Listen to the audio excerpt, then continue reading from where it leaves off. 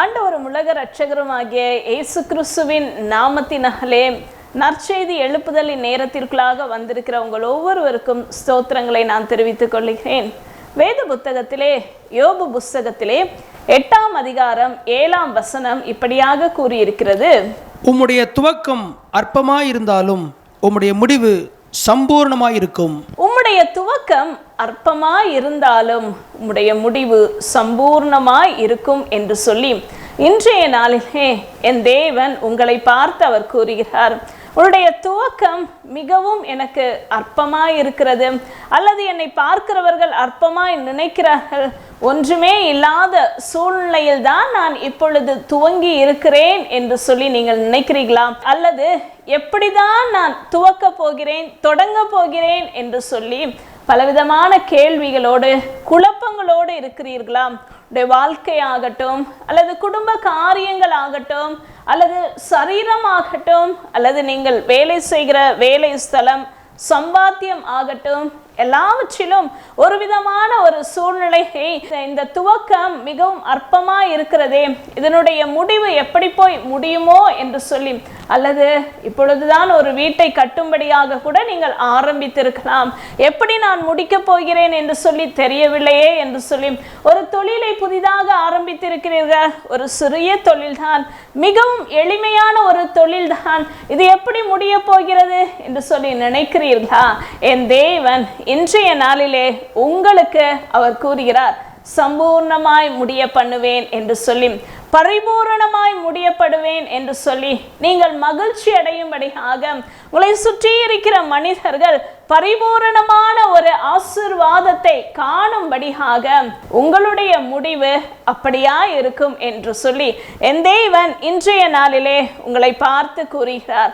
எனக்கு அன்பான தேவ ஜனமே, நீங்கள் இப்படிப்பட்ட சூழ்நிலையில் தானே இருக்கிறீர்கள். ஆனாலும் என் தேவன் எல்லா சூழ்நிலைகளையும் அவர் மாற்றி அமைக்க வல்லமை உள்ளவராய் இருக்கிறார். ஆகையினாலே சம்பூர்ணமாய் என் தேவனாலே முடிய பண்ண முடியும் என்று சொல்லி நம்பிக்கை வைத்திருக்கும் போது, அந்த விசுவாசத்தை நீங்கள் பற்றி பிடித்து கொள்ளும் போது, என் தேவன் கண்டிப்பாக உங்களுடைய காரியத்தை பரிபூரணமாக அவர் முடிய பண்ண சுத்தமுள்ளவராயிருக்கிறார்.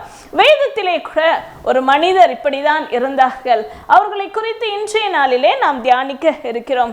2 நாளாகமம் புஸ்தகத்திலே 20ஆம் அதிகாரத்தினுடைய 22ஆம் வேத வசனத்தை நாம் பார்க்கலாம். அவர்கள் பாடி துதி செய்ய தொடங்கின போது யூதாவுக்கு விரோதமாய் வந்து பதிவிருந்த அம்மோன் புத்திரரையும் மோவாபியரையும் சேயீர் மலை தேசத்தாரையும் ஒருவருக்கு விரோதமாய் ஒருவரை கர்த்தர் எழும்ப பண்ணினதினால் அவர்கள் வெட்டுண்டு விழுந்தார்கள். எனக்கு அன்பான தேவ ஜனமே, யூதா ஜனங்கள் என்று சொல்லி ஒரு கூட்ட ஜனங்கள் இருந்தார்கள். இந்த யூதா ஜனத்திற்கு ராஜாவாக யோசபாத் ஒரு ராஜா இருந்தார். திடீரென்று இந்த ராஜ்யத்திற்கு விரோதமாக சுற்றி அநேக ஜனத்தார் எழும்பினார்கள். அம்மோன் ஜாதியார் என்று சொல்லி இன்னும் பலர் எழும்பினார்கள். இவர்கள் எல்லாரும் திடீரென்று யுத்தம் செய்வதற்காக இந்த யூத ஜனங்களை சுற்றிலும் அவர்கள் பாளையம் இறங்கினவர்களாக காணப்பட்டார்கள். இப்பொழுது இந்த யோசபாத் ராஜாவுக்கு என்ன செய்வதென்று தெரியவே இல்லை. உங்களை போலதான் எப்படி இந்த துவக்கம் எப்படியா இருக்க போகிறது, இதனுடைய முடிவு எப்படி இருக்கிற போகிறது என்று சொல்லி கலக்கத்தோடு இருந்தார். அப்படிப்பட்ட அந்த சூழ்நிலையில் யோசபாத் ராஜாவோடு தேவன் இருந்தவராக இருந்ததின் நிமித்தமாக இந்த யோசபாத் 2 காரியங்களை செய்தார். அந்த 2 காரியங்களை குறித்து இன்றைய நாளிலே நாம் தியானிக்க இருக்கிறோம். இந்த யோசபாத் வெற்றி அடைந்தார் என்று சொல்லி இப்பொழுது நாம் வேத வசனத்திலே வாசித்தோம் அல்லவா?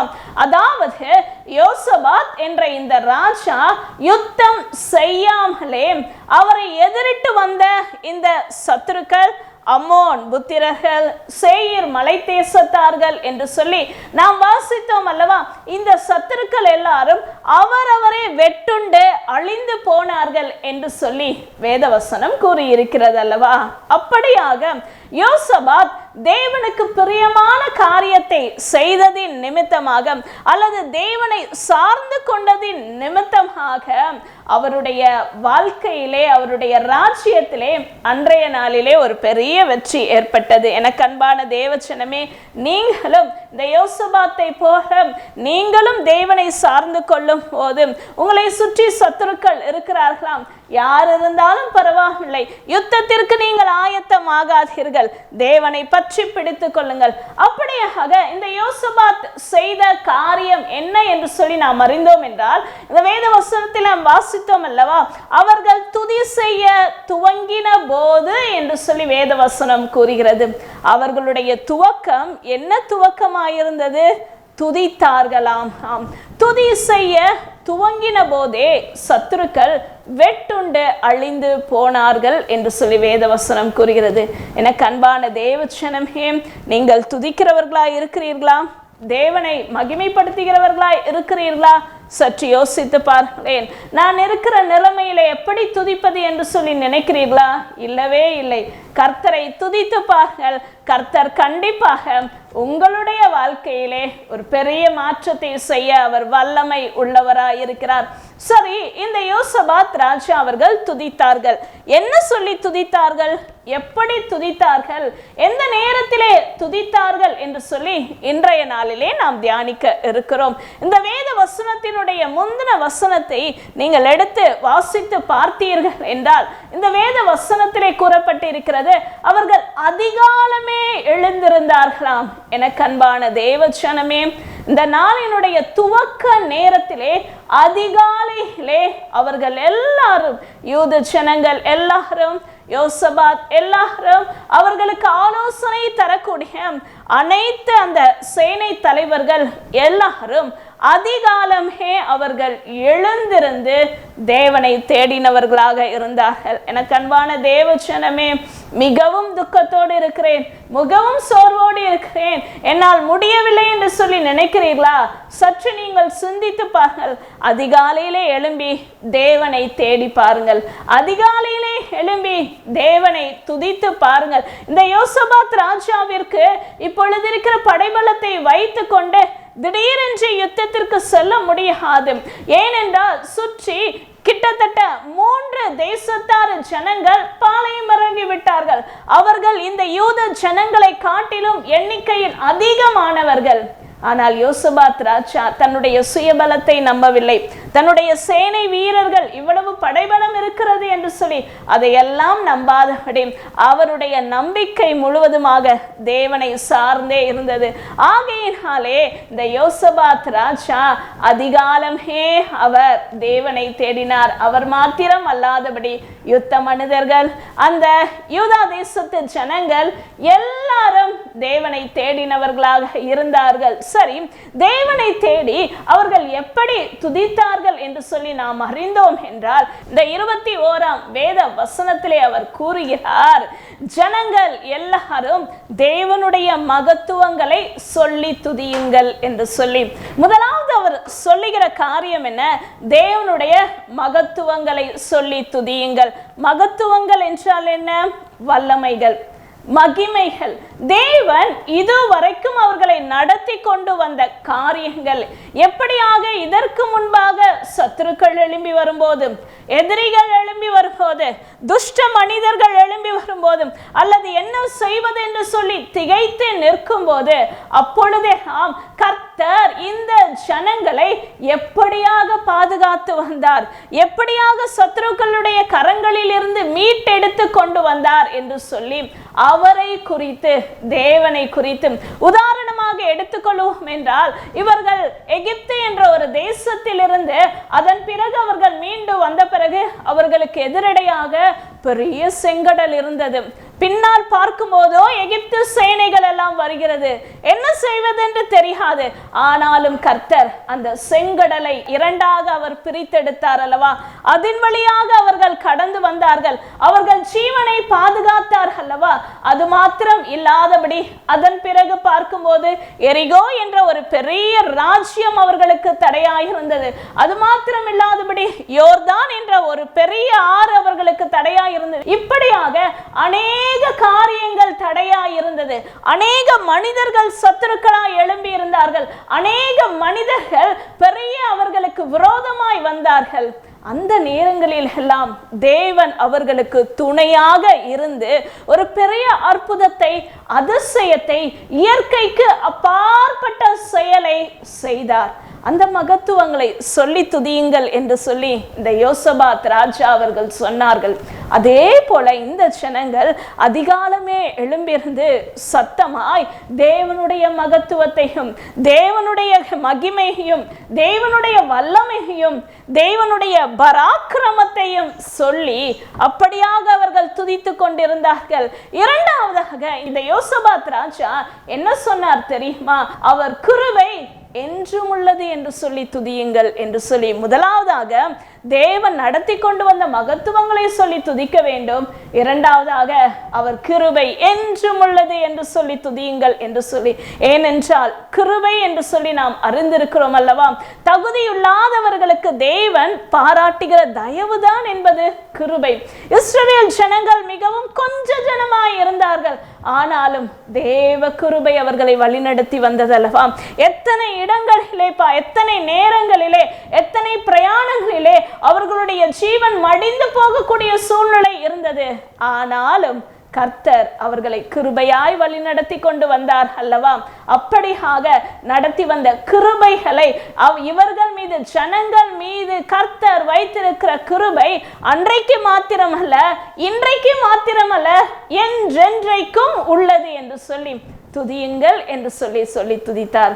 எனக்கன்பான தேவஜனமே, இப்படியாக இந்த ஜனங்கள் துதிக்க துவங்கின போதே சத்துருக்கள் வெட்டுண்டு மடிந்து போனார்களாம். எனக்கன்பான தேவஜனமே, இந்த யோசபாத் ராஜா செய்த இந்த வழிமுறையை நீங்கள் செய்து பாருங்கள். நீங்கள் இப்பொழுது துவங்கி இருக்கிற காரியம் மிகவும் அற்பமாய் இருக்கிறது என்று சொல்லி நினைக்கிறீர்களா?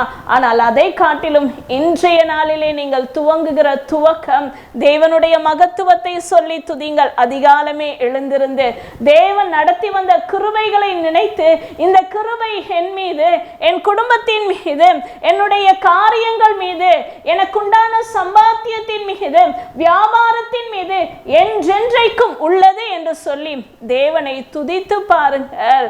உங்களுடைய முடிவு, நீங்கள் எடுத்திருக்கிற பிரயாசம், நீங்கள் கையிட்டு செய்கிற காரியம், உங்களுடைய உழைப்பு எல்லாவற்றையும் என் தேவன் சம்பூர்ணம் அடைய பண்ண அவர் வல்லமை உள்ளவராய் இருக்கிறார். எனக்கு அன்பான தேவ ஜனமே, இந்த வார்த்தையை பிடித்துக் கொள்ளுங்கள். இந்த தேவ சத்தியத்தை நீங்கள் பிடித்து கொண்டு இதன்படியாக உங்களுடைய வாழ்க்கையிலே அதை அபியாசப்படுத்தும் போதும், தேவனை துதிக்க துவங்கும் போது இவ்வளவு பெரிய அற்புதம் நடக்கும் என்றால், தினமும் துதித்து கொண்டிருக்கும் போது என் தேவன் உங்களை அவர் அதிசயமாய் வழி நடத்த வல்லமை உள்ளவராய் இருக்கிறார். எனக்கு அன்பான தேவஜனமே, இப்பொழுதும் தலைகளை தாழ்த்தி நாம் செபிப்போமாம். மகா இரக்கமும் கிருபையும் உள்ள எங்கள் தகப்பனே, இன்றைய நாளிலும் ஆண்டவரே அப்பா, துதிக்க துவங்கும் போதே முடிவு சம்பூர்ணமாய் இருக்கும் என்று சொல்லி வேதத்தில் நாங்கள் இப்பொழுது அறிந்து கொண்டது போல ஆண்டவரே அப்பா, உம்முடைய மகத்துவங்களை சொல்லி துதிக்க கூடியவர்களாகும், உம்முடைய கிருபை என்றென்றைக்கும் உள்ளது என்று சொல்லி துதிக்க கூடிய இருதயத்தை இந்த செப வேளையிலே கேட்டுக்கொண்டிருக்கிற ஒவ்வொருவரிடத்தை இருதயத்துல நீங்க பேசுகிற தயவிற்காக மக்கு ஸ்தோத்திரம். யார் யார் ஆண்டவரே என்னோடு கூட செபிக்கிறார்களோ, எனக்கு இந்த போராட்டம் இருக்கிறதே, கஷ்டம் இருக்கிறதே, நான் என்ன செய்வது என்று சொல்லி தெரியவில்லையே, குழப்பத்தின் மத்தியில் இருக்கிறேனே என்று என்று சொல்லி சத்துருக்கள் பெருகி இருக்கிறார்களே, என்னுடைய சரீர பலவீனம் இப்படி இருக்கிறதே, வறுமையின் பிடியிலே இருக்கிறேனே என்று சொல்லி ஆண்டவரே யார் யார் தவித்துக் கொண்டு இருக்கிறார்களோ அவருடைய இருதயத்தில் நீ பேசுனீரே. இப்பொழுதும் இவர்கள் ஏறெடுக்கிற, இவர்கள் நினைக்கிற தீர்மானத்திலே நிலைத்து நிற்க கிருபை பாராட்டுகிறீரே. மக்கு ஸ்தோத்திரம். துதியின் நாவை இயேசுவின் நாமத்தினாலே இப்பொழுது நீர் கொடுத்தீரே, அதிசயத்தை விளங்க செய்தீரே. மக்கு நன்றி. மீட்பர் இயேசு கிறிஸ்துவின் நாமத்தில் ஜெபிக்கிறேன் நல்ல பிதாவே, ஆமேன் ஆமேன். கிறிஸ்துவுக்குள் பிரியமானவர்களே, ஆண்டவராக இயேசு கிறிஸ்து நாமத்திலே உங்களை நான் வாழ்த்துகிறேன். இதனாலே கூட நீங்கள் கேட்ட வார்த்தையின்படி அவர் உங்கள் வாழ்க்கையை சம்பூர்ணமடைய பண்ண அவர் வல்லவராக இருக்கிறார். இதனாலே கூட ரெகோபோத் எழுப்புதல் ஊழியத்தின் மூலமாக ஒவ்வொரு நாளும் ஜூம் ஆப்பின் மூலமாக தேசத்திற்காக நாங்கள் ஜெபித்து வருகிறோம். நீங்கள் இந்த ஜூமில் தொடர்பு கொள்ள வேண்டும் என்று நீங்கள் விரும்பினால் கீழ்காணும் எண்ணுக்கு நீங்கள் தொடர்பு கொள்ளுங்கள். உங்களுக்கு நாங்கள் அந்த லிங்கை நாங்கள் அனுப்பி வைப்போம். தினமும் எங்களோடு கூட இணைந்து தேசத்திற்காக ஜெபியுங்கள். கர்த்தர் தாமே உங்களை ஆசீர்வதிப்பாராக. God bless you.